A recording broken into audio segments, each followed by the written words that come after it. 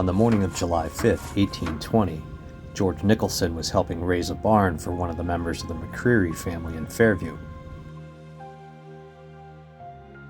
George's daughter Mary was at their home using the loom, while her mother, Sister Jane, and Aunt Isabella walked through the orchard as they would often do.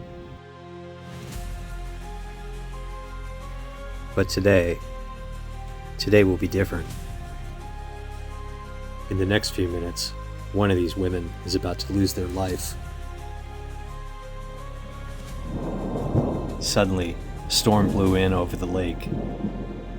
Mary motions to Jane from the window for the women to hurry up as the rain begins to worsen.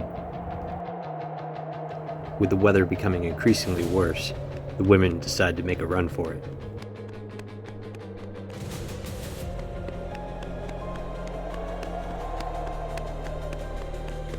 Just as they reached the house, a loud clap of thunder was heard.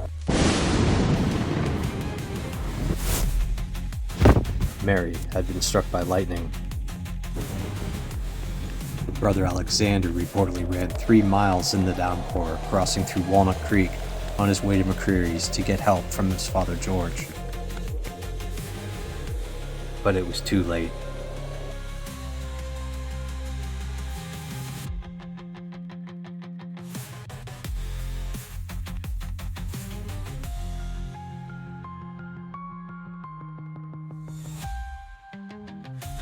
Mary Nicholson is buried in the Erie Cemetery. She was just 15 years old.